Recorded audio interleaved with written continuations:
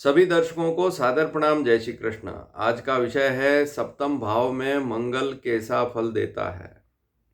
क्या सप्तम भाव में मंगल अच्छा फल देता है? क्या सप्तम भाव में मंगल बुरा फल ही देता है? आज इस विषय पर चर्चा करेंगे। देखिए, मैंने जो वीडियो के ऊपर जो थंबनेल लगाई है उस पर मैंने सप्तम भाव में मंगल को लिख कर दिया है। उससे आप समझ सकते हैं कि सप्तम भाव किसे कहते हैं। बिल्कुल आसान है इस बात को समझना और मैंने इस पर अनेक वीडियो बनाए हैं, तो यहाँ बताने की आवश्यकता ही नहीं है कि सप्तम भाव किसे कहते हैं। कुंडली का 7वां भाव, इस भाव में यदि मंगल बैठा हुआ है तो क्या इस मंगल के फल अशुभ होंगे या शुभ होंगे? सबसे पहले तो यह बात समझने की है कि सप्तम भाव से हम देखते क्या हैं। सप्तम भाव ज्योतिष में कहाँ उपयोगी है, क्या बातें देखते हैं, किन बातों को समझते हैं सप्तम भाव से, उनको पहले समझ लीजिए। देखिए, कुंडली का 7वां भाव जो है उससे व्यक्ति के स्वभाव का पता लगता है। सबसे पहली बात, वहाँ पर कोई भी ग्रह बैठा हुआ है उससे यह पता लगेगा कि उसका स्वभाव कैसा है, ऐसा ज्योतिष शास्त्र में लिखा है। विवाह का भाव है ही, तो विवाह अर्थात स्त्री, पत्नी या पति के बारे में जानना है तो सप्तम भाव को पहले देखना पड़ेगा। सबसे पहले कोई प्रश्न करेगा कि पति का सुख है या नहीं, पत्नी का सुख है या नहीं, तो सप्तम भाव को देखना पड़ेगा। फिर इसके बाद व्यापार को देखते हैं। आप स्वतंत्र व्यापार कर रहे हैं, खुद का कोई काम कर रहे हैं, तब भी सप्तम भाव को देखा जाता है। इसके अलावा एक बात और बड़ी विचित्र है, बहुत सी बार पढ़ने में नहीं आती है, लेकिन कोई व्यक्ति अपना देश छोड़कर विदेश में चला गया, वहाँ अच्छा सेटल हो गया और वो व्यक्ति जो है वापस अपने घर पे, अपने देश में नहीं आ रहा है, तो वहाँ पर भी सप्तम भाव में मंगल को देखते हैं। अब वैसे सप्तम भाव में बहुत सारी चीज़ें देखी जाती है, जैसे मैंने बताया कि स्वभाव है, व्यापार है और व्यवहार कुशलता कितनी है, पत्नी का स्वभाव कैसा है, पति का स्वभाव कैसा है, पति का सुख है या नहीं, पत्नी का सुख है या नहीं, दाम्पत्य जीवन कैसा चलेगा, व्यापार कैसा चलेगा, पार्टनर के साथ कैसा रहेगा। अगर आप साझेदारी में कोई काम कर रहे हैं तब भी सप्तम से देखते हैं, या आप स्वयं का कोई व्यापार कर रहे हैं तब भी सप्तम से देखते हैं। इसके अलावा अदालती मुकदमे कितने चल रहे हैं, यह भी सप्तम भाव से देखते हैं। फिर इसके बाद गुप्त रोग, वह भी सप्तम भाव से देखा जाता है। और फिर शुक्र को भी देखा जाता है, सप्तम भाव का कारक शुक्र, उसकी क्या स्थिति है। लेकिन आज बात कर रहे हैं मंगल के बारे में, तो बिल्कुल शॉर्ट में समझा रहा हूं। ज्योतिष शास्त्र की जितनी भी जो प्रामाणिक पुस्तकें हैं उनको आप पढ़ेंगे तो वहां पर अधिकतर विद्वानों ने सप्तम भाव में मंगल के फल को अशुभ बताया है। इस बात को आप आसानी से समझ सकते हैं अगर आप कोई अच्छी पुस्तक खरीद कर लाएं, कोई भी, और उसको ध्यान से पढ़ेंगे तो आपको यही मिलेगा लिखा हुआ अधिकतर मामलों में कि सप्तम भाव में मंगल अगर बैठा हुआ है, चाहे किसी भी राशि में हो, तो अधिकतर विद्वानों के मत उसमें अशुभता वाली स्थितियां ज़्यादा बताई है।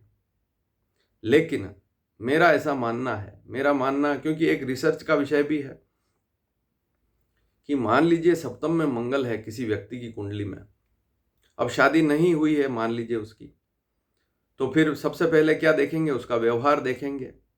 तो माता पिता पता कर सकते हैं कि मेरी जो संतान है उसकी कुंडली में सप्तम भाव में मंगल है, तो उसका व्यवहार कैसा है। लेकिन एक बात समझने की है कि केवल एक ग्रह से तो हम कुंडली समझ नहीं सकते, दूसरे ग्रहों को भी देखना पड़ेगा।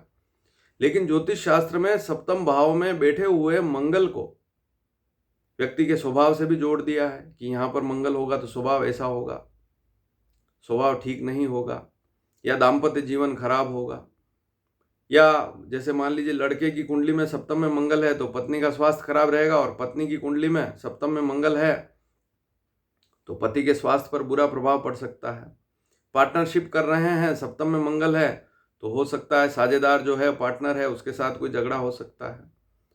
कोर्ट कचहरी का कोई मुकदमा है तो वहां समस्या आ सकती है, व्यर्थ झगड़े झंझट में व्यक्ति पड़ सकता है। लेकिन आप स्वयं भी उसको जरूर देखें कि अगर आपके परिवार में किसी भी बच्चे या लड़की की कुंडली में सप्तम भाव में मंगल है तो सबसे पहले उसका स्वभाव देखें। आप खुद भी तो उसका फल निकाल सकते हैं, क्योंकि आप तो उसके साथ में रहते हैं।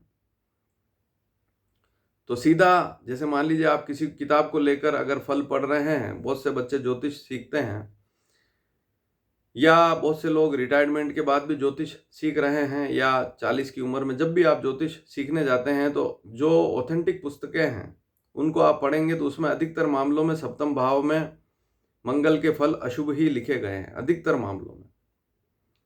लेकिन कोई भी व्यक्ति इसको कैसे जान सकता है? अपनी स्वयं की कुंडली देखकर कि मेरा स्वभाव कैसा है, पहली बात तो ये। दूसरी बात, अगर विवाह में दिक्कत आ रही है तब भी देखना पड़ेगा कि सप्तम में मंगल बैठा है, शादी में दिक्कत मंगल से तो नहीं हो रही है। फिर तीसरी बात, आपके कोर्ट कचहरी में मुकदमे कितने चल रहे हैं उससे भी पता लगेगा। फिर गुप्त रोग या यूरिनरी रोग, कोई पेट से संबंधित रोग है, गंभीर रोग तो नहीं है, उसको भी आप समझ सकते हैं। चाहे लड़का हो चाहे लड़की, लड़की है तो ज़्यादा दिक्कत है, उनको पेट से संबंधित ज़्यादा दिक्कत हो रही है, पेट में बार बार दर्द होता है या अन्य कोई समस्या है, पेट से जुड़ी यूरिनरी समस्या है, तो उसको भी मंगल से देखा जाएगा। संतान में अगर बाधा हो रही विवाह के बाद तब भी सप्तम भाव के मंगल को देखा जाएगा। तो आपका व्यवहार कैसा है, सबसे पहली बात तो शादी नहीं हुई तो व्यवहार देखें। फिर शादी में देरी हो रही है तब भी यह देखें कि सप्तम भाव में मंगल देरी तो नहीं कर रहा है। फिर अब तीसरी और प्रमुख बात, शादी हो गई, आपकी विवाह हो गया और आपकी कुंडली में मंगल है तो पत्नी का सुख है या नहीं। मान लीजिए किसी लड़के की कुंडली में सप्तम में मंगल है तो फिर पत्नी का सुख है या नहीं वह भी आप निकाल कर देख लीजिए और नोट कर लीजिए कि ये मंगल तो दिक्कत दे रहा है, सप्तम मंगल है इसलिए पत्नी के कारण समस्या आ रही है।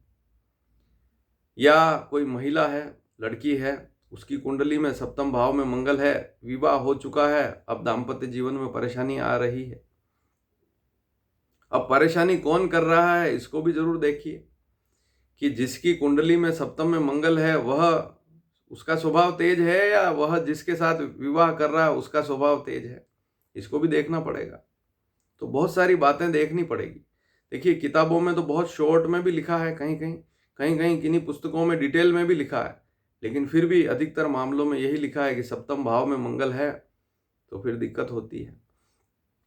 द्विभार्या योग भी लिखा है या दो विवाह के योग भी लिखे हैं। बहुत सी बार किताबों में पढ़ेंगे तो वहां लिखा है कि सप्तम भाव में मंगल है तो दो विवाह के योग बन सकते हैं। लेकिन केवल उस मंगल को देखने से काम नहीं चलेगा, वहां पर वास्तव में उस व्यक्ति को देखकर अनुभव में लाना पड़ेगा कि इस व्यक्ति का वास्तव में स्वभाव कैसा है। पहली बात तो ये, विवाह नहीं हुआ तो क्या स्थिति है। फिर पार्टनरशिप में मान लीजिए आप व्यापार कर रहे हैं, आपकी कुंडली में सप्तम में मंगल है तो कैसा चल रहा है पार्टनरशिप में व्यापार, या खुद का भी कोई व्यापार कर रहे हैं तो सप्तम भाव में मंगल है तो कैसी स्थिति रहेगी।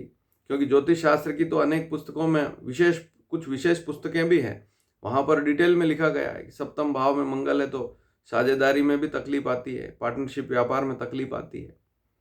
अब एक बात और सबसे बड़ी बात है जो समझने की है, जो आपकी कुंडली है उसमें लग्न, पंचम और नवम, इन तीन भावों को देखना पड़ेगा।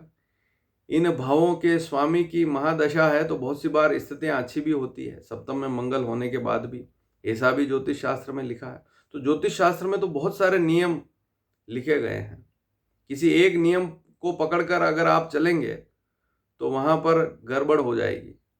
मान लीजिए मुझे किसी व्यक्ति ने कुंडली दिखाई और मैं वहां केवल एक नियम को पढ़कर ही बता रहा हूं कि सप्तम में मंगल है तो व्यक्ति के साथ बुरा ही होगा, व्यापार भी ठीक नहीं चलेगा, पत्नी के साथ भी कलह होगा, वैवाहिक जीवन ठीक नहीं चलेगा, कोर्ट कचहरी के मुकदमे चलेंगे। तो केवल मंगल को देखने से इस फल पर नहीं पहुंच सकते। हालांकि पुस्तकों में तो लिखा है, अधिकतर मामलों में, अधिकतर पुराने विद्वानों ने सप्तम मंगल फल को अधिकतर मामलों में वहां अशुभ ही लिखा है। लेकिन अब एक बात महत्वपूर्ण यह भी है कि उस कुंडली में मंगल लग्न पंचम नवम भाव का स्वामी तो नहीं, उसको भी देखना पड़ेगा। उसकी राशियां मेष और वृश्चिक 1 और 8 नंबर वाली राशि, लग्न पंचम नवम में ये राशियां तो नहीं। अगर ऐसी स्थिति है तो वहां मंगल के फल उतने अशुभ नहीं होते हैं। फिर इसके बाद फिर भी देखना पड़ेगा। फिर एक प्रमुख बात यह भी है कि व्यक्ति को मंगल की महादशा तो नहीं चल रही है। अगर मंगल की महादशा चल रही है तो वहां पर और चेक करना पड़ेगा कि वह सप्तम भाव में बैठा हुआ है तो क्या दिक्कतें आ रही, क्या सप्तम भाव से संबंधित दिक्कतें आ रही। बार बार व्यक्ति चिड़चिड़ा हो रहा है, गुस्सा आ रहा है, शादी के लिए मना कर रहा है, या शादी में बार बार विघ्न समस्याएं आ रही है, शादी हो गई तो दिक्कत आ रही है, या व्यापार में भी जो पार्टनर है वहां पर भी दिक्कत आ रही है। तो इन बातों को समझना पड़ेगा। केवल क्योंकि ये प्रश्न भी मेरे पास आया है कि सप्तम भाव में मंगल क्या अशुभ प्रभाव ही देगा, तो एकदम उस निष्कर्ष पर नहीं पहुंच सकते। हाँ, लेकिन अगर आप किताबों को पढ़ेंगे तो वहां पर इसकी पूजा भी बताई है। सप्तम में मंगल है तो अधिकतर मामलों में, अधिकतर अगर आप 80% फलित पढ़ेंगे तो उसमें यही लिखा हुआ मिलेगा कि सप्तम में मंगल जो है वह दिक्कत कहीं न कहीं देगा, वैवाहिक जीवन को प्रभावित करेगा, व्यापार को प्रभावित करेगा, आपके स्वभाव को प्रभावित करेगा। लेकिन मूल बात यही है, इस वीडियो को बनाने का उद्देश्य यही है कि सप्तम में मंगल लिखा हुआ है, इसका मतलब ये नहीं है कि आप डर गए उससे। मान लीजिए किसी लड़के की कुंडली में ऐसा योग है, सप्तम में मंगल है, लेकिन हो सकता है उसका स्वभाव खराब ना हो, लेकिन जिससे विवाह करे उसका स्वभाव खराब हो गया तो उससे परिवार बिगड़ जाएगा। या लड़की की कुंडली में सप्तम मंगल है, लड़की का स्वभाव अच्छा है, लेकिन लड़की ने जिससे विवाह किया उसका स्वभाव ठीक नहीं है, पति का स्वभाव, ऐसा भी हो सकता है। तो बहुत सी चीज़ें आप स्वयं भी खोज सकते हैं। कुछ चीज़ें तो विवाह के पहले की है, उसको भी आप पता कर सकते हैं कि सप्तम भाव में मंगल है तो व्यक्ति नौकरी छोड़कर कहीं व्यापार की जिद तो नहीं कर रहा है, विवाह के लिए बार बार मना तो नहीं कर रहा है, उसका स्वभाव कितना चिड़चिड़ा है, गुस्सा कितना आता है। फिर उसके बाद ही निष्कर्ष पर पहुंचा जाता है। तो ये एक रिसर्च का विषय है, केवल किताब को पढ़ने से काम नहीं चलेगा। दुनिया में ऐसे बहुत सारे लोग होंगे जिनकी कुंडली में सप्तम भाव में मंगल होगा। तो सीधे तौर पर यह कह देना कि उस व्यक्ति का वैवाहिक जीवन खराब होगा, उसका व्यापार भी खराब होगा, उसका शरीर, पेट या यूरिनरी रोग भी होंगे, उसको सारी चीज़ें समस्याएं वाली बहुत सारी स्थितियां रहेगी, तो उस निष्कर्ष पर एकदम नहीं पहुंच सकते। तो इस वीडियो का उद्देश्य यही है कि वास्तविकता को आप स्वयं भी खोजें।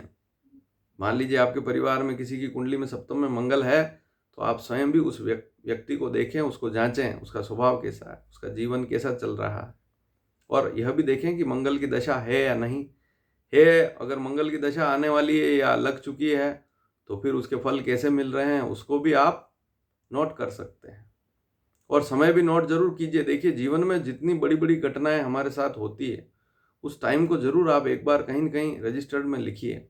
घटनाएं अर्थात अच्छी घटनाएं भी होती है, अच्छे फल भी मिलते हैं और बुरे फल भी मिलते हैं, उन दोनों को नोट करना चाहिए।